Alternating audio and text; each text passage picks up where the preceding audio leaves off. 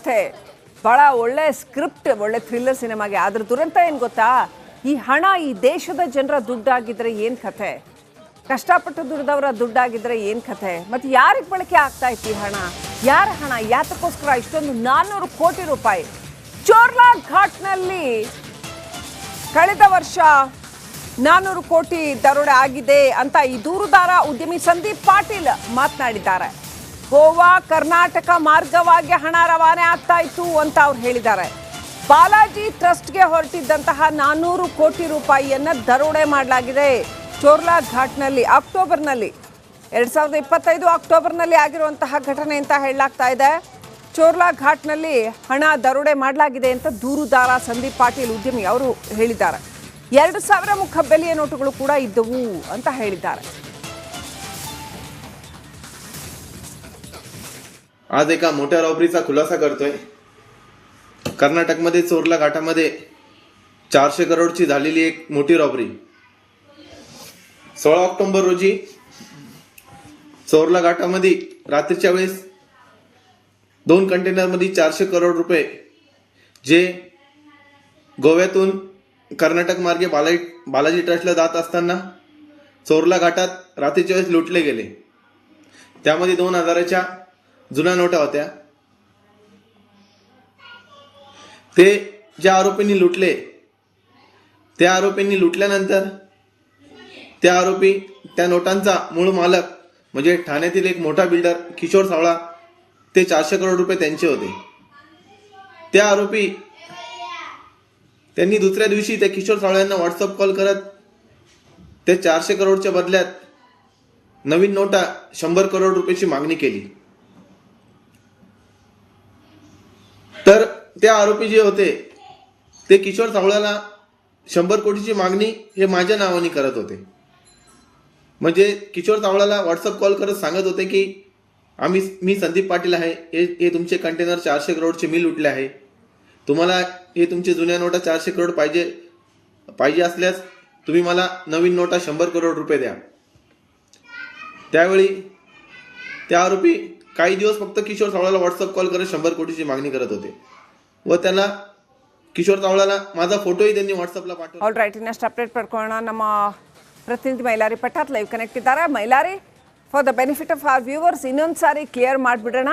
ಇದರಲ್ಲಿ ಈ ಉದ್ಯಮಿ ಸಂದೀಪ್ ಪಾಟೀಲ್ ಯಾರು ಮತ್ತು ಈ ಹಣ ಇದೆಯಲ್ಲ ಇದು ಯಾರಿಗೆ ಸೇರಿದ್ದ ಹಣ, ಯಾರಿಗೆ ಈ ರೀತಿ ಟಾರ್ಚರ್ ಕೊಟ್ಟರು? ಈಗ ಬಂಧಿತರಾಗಿರ್ತಕ್ಕಂಥ 5 ಆರೋಪಿಗಳು ಸಂದೀಪ್ ಪಾಟೀಲ್ ಅವ್ರಿಗೆ ಟಾರ್ಚರ್ ಕೊಟ್ರಾ ಅಥವಾ ಯಾರಿಗೆ ಟಾರ್ಚರ್ ಕೊಟ್ಟರು? ಆಮೇಲೆ ಈ ಆರೋಪಿಗಳು ಯಾರ ಕಡೆಯವರು? ಇವರೇ ದರೋಡೆಕೋರರ ಅಥವಾ ಇವರು ಕೇವಲ ಟಾರ್ಚರ್ ಕೊಟ್ಟವರ? ಕ್ಲಾರಿಟಿ ಕೊಡ್ತಾ ಹೋಗೋದಾದ್ರೆ.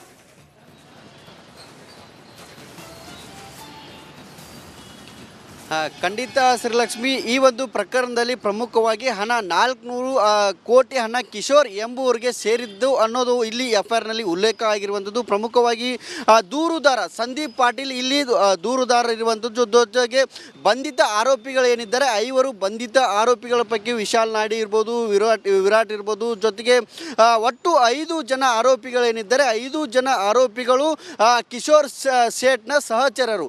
ಇಲ್ಲಿ 5 ಜನ ಆರೋಪಿಗಳು ಪ್ರಮುಖವಾಗಿ ಏನು ಈತನನ್ನು ಅಂದರೆ ಸಂದೀಪ್ ಪಾಟೀಲ್ನನ್ನು ಮೊದಲಿಗೆ ಕಿಡ್ನಾಪನ್ನು ಮಾಡ್ತಾರೆ. ಕಿಡ್ನಾಪ್ ಪ್ರಕರಣಕ್ಕೆ ಸಂಬಂಧಪಟ್ಟಂತೆ ಈಗ ಅವರನ್ನು ಅಂದರೆ 5 ಜನರನ್ನು ಕೂಡ ಈಗ ವಶಕ್ಕೆ ಪಡೆದಿರುವಂಥದ್ದು.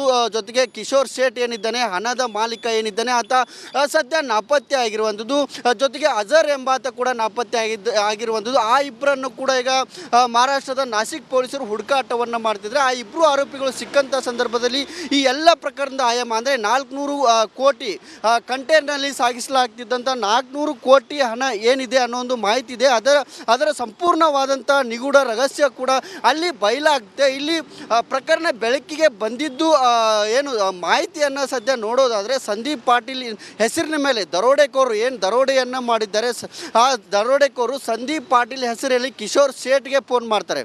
ಕಿಶೋರ್ ಸೇಠ್ಗೆ ಫೋನ್ ಮಾಡಿದಾಗ ಸಂದೀಪ್ ಪಾಟೀಲ್ ಎಂಬಾತ ಆತನ ವಾಟ್ಸಪ್ ಫೋನ್ ಇರ್ಬೋದು, ಆತನ ನಂಬರ್ನಿಂದ ಫೋನ್ ಮಾಡಿದ್ದಾರೆ.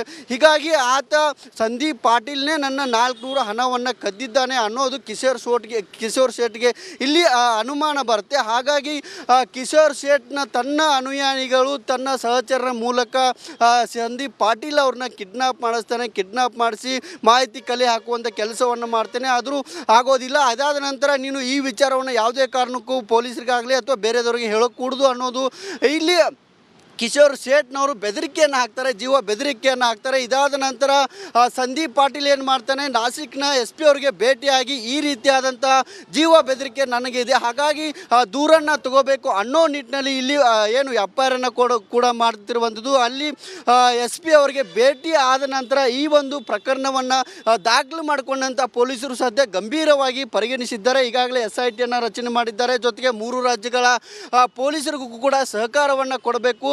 ಬೆಳಗಾವಿಯಲ್ಲಿ ಚೋರ್ಲಾಘಾಟ್ನಲ್ಲಿ ಈ ರೀತಿಯಾದಂಥ ಘಟನೆ ಆಗಿದೆ, ಇದ್ರ ಬಗ್ಗೆ ಸಂಪೂರ್ಣವಾದಂಥ ಸಹಕಾರವನ್ನು ಕೊಡಿ ಅನ್ನೋ ನಿಟ್ಟಿನಲ್ಲಿ ಇಲ್ಲಿ ಮಾಹಿತಿಯನ್ನು ಕೂಡ 3 ರಾಜ್ಯದ ಪೊಲೀಸರು ಕೊಟ್ಟಿರುವಂಥದ್ದು. ಒಂದು ಬೆಳಗಾವಿಯ SP ಕೆ ರಾಮರಾಜನ್ ಇರ್ಬೋದು, ಗೋವಾದ SP ಅವರಿಗೂ ಪತ್ರವನ್ನು ಬರೆದಿದ್ದಾರೆ. ಜೊತೆಗೆ ಏನು ವೆಸ್ಟರ್ನ್ ಘಾಟ್ ಏನಿದೆ, ಪಶ್ಚಿಮ ಘಟ್ಟ ಪ್ರದೇಶದಲ್ಲಿ ಹಾದು ಬರುವಂಥ ಈ ಒಂದು ಚೋರ್ಲಾಘಾಟ್ನಲ್ಲಿ ದರೋಡೆ ಆಗಿದೆ ಅನ್ನೋ ಒಂದು ಮಾಹಿತಿ ಸದ್ಯ ಇರುವಂಥದ್ದು. ಅಂದಿನ ರಾತ್ರಿ ಅಂದರೆ ಅಕ್ಟೋಬರ್ 2026 ರಾತ್ರಿ ದರೋಡೆ ಆಗಿದೆ ಅನ್ನೋದನ್ನು ಇಲ್ಲಿ ಸಂದೀಪ್ ಪಾಟೀಲ್ ಅವರು ಹೇಳ್ತಿರುವಂಥದ್ದು. ಹಾಗಾಗಿ ಎಲ್ಲ ವಿಚಾರಗಳು ಕೂಡ ಇಲ್ಲಿ ಕಿಶೋರ್ ಶೇಟ್ ಅವರಿಗೆ ಗೊತ್ತಿರುವಂಥದ್ದು. ಅಂದರೆ ಹಣದ ಮಾಲೀಕ ಏನಿದ್ದಾನೆ ಆತನಿಗೆ ಇಲ್ಲಿ ಗೊತ್ತಿರುವಂಥದ್ದು. ಆತನ ಏನಾದರೂ ಬಂಧನ ಮಾಡಿದ್ದೇ ಆದರೆ ಈ ಪ್ರಕರಣದ ಸತ್ಯಾಂಶ ಹೊರಗಾಗುತ್ತೆ. ಮತ್ತು ಇಲ್ಲಿ ಸಂದೀಪ್ ಪಾಟೀಲ್ ಗಂಭೀರವಾದಂಥ ಮತ್ತೊಂದು ಆರೋಪವನ್ನು ಕೂಡ ಮಾಡ್ತಿರುವಂಥದ್ದು. ನಾನು ಕಿಶೋರ್ ಶೇಟ್ ಅವರ ಆಫೀಸ್ಗೆ ಹೋಗಿದ್ದೇನೆ, ನಾನು ಕಳ್ಳತನ ಮಾಡಿಲ್ಲ, ದರೋಡೆ ಮಾಡಿಲ್ಲ, ಹೈಜಾಕ್ ಮಾಡಿಲ್ಲ ಅನ್ನೋ ನಿಟ್ಟಿನಲ್ಲಿ ಹೇಳಿದರೂ ಕೂಡ ಆತ ನಮ್ಮನ್ನು ನಂಬಿಲ್ಲ, ಅವನ ಸಹಚರನ ಮಾತ್ರ ನಂಬಿದ್ದಾರೆ. ಇಲ್ಲಿ ಕಳ್ಳತನ ಮಾಡಿರೋರು ವಿರಾಟ್ ಗಾಂಧಿ ಜೊತೆಗೆ ವಿಶಾಲ್ ನಾಯ್ಡು ಎಂಬುವರು ಇದನ್ನು 400 ಕೋಟಿ ಹಣವನ್ನು ದರೋಡೆ ಮಾಡಿದ್ದಾರೆ. ಹಣದ ಏನು ಕ್ಯಾಂಟರ್ನಲ್ಲಿ 2 ಕ್ಯಾಂಟರ್ನಲ್ಲಿ 400 ಕೋಟಿ ಅಷ್ಟೆಲ್ಲ 1,000 ಕೋಟಿ ಇತ್ತು ಅನ್ನೋ ಮಾಹಿತಿ ಕಿಶೋರ್ ಶೇಟ್ ಅವರ ಮನೆಗೆ ಹೋದಾಗ ನನಗೆ ಗೊತ್ತಾಗುತ್ತೆ ಅನ್ನೋ ಒಂದು ಮಾಹಿತಿಯನ್ನು ಕೂಡ ಇಲ್ಲಿ ಸಂದೀಪ್ ಪಾಟೀಲ್ ಅವರು ಬಿಟ್ಟಿರುವಂಥದ್ದು. ಹಾಗಾಗಿ ಈ ಒಂದು 400 ಕೋಟಿಯ ಅಥವಾ 1,000 ಕೋಟಿ ಇತ್ತು ಅನ್ನೋದ್ರ ಬಗ್ಗೆ ಇಲ್ಲಿ ಪ್ರಮುಖವಾಗಿ ಕಿಶೋರ್ ಶೇಟ್ ಅವರ ಬಂಧನ ಆಗಬೇಕು, ಜೊತೆಗೆ ಅಜರ್ ಅವರ ಬಂಧನ ಆಗಬೇಕು. ಅಂದಾಗ ಮಾತ್ರ ಎಲ್ಲ ಪ್ರಕರಣದಲ್ಲಿ ಏನು ಈ ಹಣ ಯಾರ್ದಾಗಿತ್ತು, ನಿಜವಾಗ್ಲೂ ಇಲ್ಲಿ ಹಣ ಸಾಗಿಸಲಾಗ್ತಿತ್ತ, ಅದು ಒಂದು ವೇಳೆ ಸಾಗಿಸಿದ್ರೆ ಇದು ಯಾರಿಗೆ ಸೇರಿದ್ದ ಹಣ ಆಗಿದೆ ಮತ್ತು ಅಕ್ರಮವಾಗಿ ಇದು ಹೋಗ್ತಾ ಇತ್ತ, ಜೊತೆಗೆ ಚುನಾವಣೆಗೆ ಬಳಕೆ ಆಗ್ತಾ ಇತ್ತು ಅನ್ನೋದ್ರ ಬಗ್ಗೆ ಸಂಪೂರ್ಣವಾದಂಥ ಮಾಹಿತಿ ಕೂಡ ಇಲ್ಲಿ ಗೊತ್ತಾಗುತ್ತೆ. Srilakshmi. All right, thank you Mailari. ವೀಕ್ಷಕರೇ ನೋಡಿ, ಈಗ ಇಡೀ ಕಥೆ ಭಾಳ ಒಳ್ಳೆ ಸ್ಕ್ರಿಪ್ಟ್, ಒಳ್ಳೆ ಥ್ರಿಲ್ಲರ್ ಸಿನಿಮಾಗೆ. ಆದ್ರೆ ದುರಂತ ಏನು ಗೊತ್ತಾ, ಈ ಹಣ ಈ ದೇಶದ ಜನರ ದುಡ್ಡಾಗಿದ್ರೆ ಏನು ಕಥೆ, ಕಷ್ಟಪಟ್ಟು ದುಡಿದವರ ದುಡ್ಡಾಗಿದ್ರೆ ಏನು ಕಥೆ, ಮತ್ತು ಯಾರಿಗೆ ಬಳಕೆ ಆಗ್ತಾ ಇತ್ತು ಈ ಹಣ, ಯಾರ ಹಣ, ಯಾತಕ್ಕೋಸ್ಕರ ಇಷ್ಟೊಂದು 400 ಕೋಟಿ ರೂಪಾಯಿ ಚೋರ್ಲಾ ಘಾಟ್ನಲ್ಲಿ ಕಳೆದ ವರ್ಷ 400 ಕೋಟಿ ದರೋಡೆ ಆಗಿದೆ ಅಂತ ಈ ದೂರುದಾರ ಉದ್ಯಮಿ ಸಂದೀಪ್ ಪಾಟೀಲ್ ಮಾತನಾಡಿದ್ದಾರೆ. ಗೋವಾ ಕರ್ನಾಟಕ ಮಾರ್ಗವಾಗಿ ಹಣ ರವಾನೆ ಆಗ್ತಾ ಇತ್ತು ಅಂತ ಅವ್ರು ಹೇಳಿದ್ದಾರೆ. ಬಾಲಾಜಿ ಟ್ರಸ್ಟ್ಗೆ ಹೊರಟಿದ್ದಂತಹ 400 ಕೋಟಿ ರೂಪಾಯಿಯನ್ನ ದರೋಡೆ ಮಾಡಲಾಗಿದೆ ಚೋರ್ಲಾ ಘಾಟ್ನಲ್ಲಿ. ಅಕ್ಟೋಬರ್ನಲ್ಲಿ 2025 ಅಕ್ಟೋಬರ್ನಲ್ಲಿ ಆಗಿರುವಂತಹ ಘಟನೆ ಅಂತ ಹೇಳಲಾಗ್ತಾ ಇದೆ. ಚೋರ್ಲಾ ಘಾಟ್ನಲ್ಲಿ ಹಣ ದರೋಡೆ ಮಾಡಲಾಗಿದೆ ಅಂತ ದೂರುದಾರ ಸಂದೀಪ್ ಪಾಟೀಲ್ ಉದ್ಯಮಿ ಅವರು ಹೇಳಿದ್ದಾರೆ. 2,000 ಮುಖಬೆಲೆಯ ನೋಟುಗಳು ಕೂಡ ಇದ್ದವು ಅಂತ ಹೇಳಿದ್ದಾರೆ. आज एका मोठ्या रॉबरीचा खुलासा करतोय. कर्नाटकमध्ये चोरला घाटामध्ये 400 करोडची झालेली एक मोठी रॉबरी.